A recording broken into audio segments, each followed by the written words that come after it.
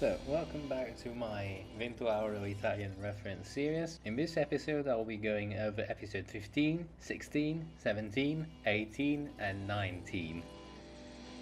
Don't worry, it's not that lot. So first of all, I'll be talking about bald people in Italy. So a lot of people in Italy are generally bald.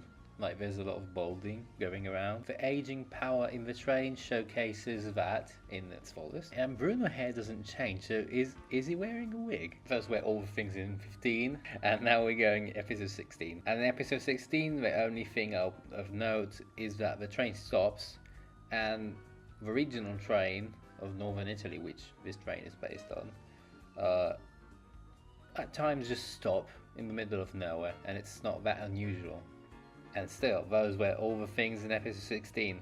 In episode 17, the Melone episode, and the specific brands like Birar or something, Vivata, it could be a Bonarda, but I'm not sure. Like, it's not specific. The cigarettes are a caricature of a Marlboro, and it's Marlballe.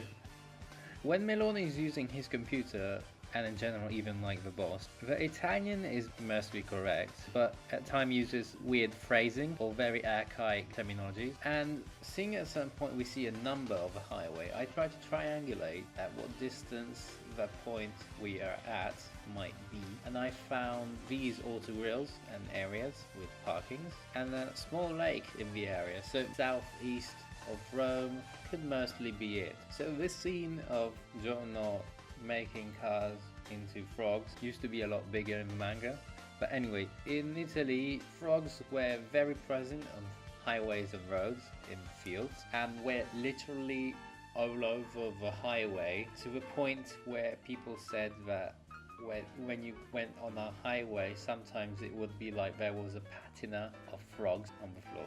And now passing to episode 18, the only things that I found are that when the boss indicates to use moody blues, for some reason, the blues is capitalized but the moody not.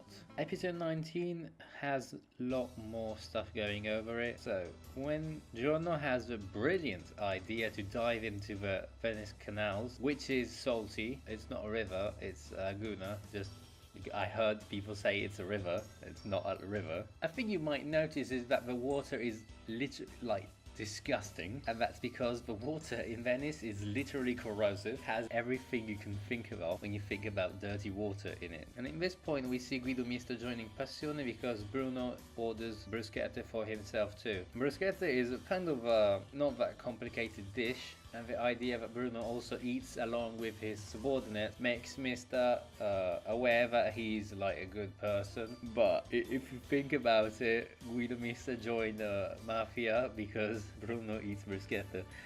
So, as I said in some episodes, this series will only go over anime original stuff, but I will say, as in the manga, that Guido Mista is Jesus and Giorno Giovanna is the Virgin Mary. When we see the boss ordering to search the whole city of Naples, or Napoli, but not Neapolis, it puts a risotto as if it's not a real name. That may lead to various interpretations. Al vaglio, though, it's a very archaic term, not that used. A cool tidbit here is that the boss is using a pink laptop, and at the end, the last shot of episode 19 is 6 roses that could represent the 6 members of the Bruno group, or the Gucci gang as people call it, with flowers literally signifying passion, so passione.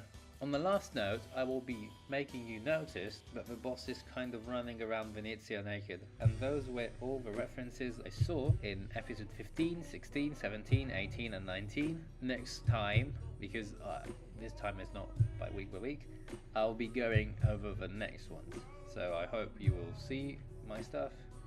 And people may not know, but I also already did another series like this on the manga part. That's why I don't go over some elements. I don't know, some people might not know it, so please have a look. In any case, I hope you have nice things going on.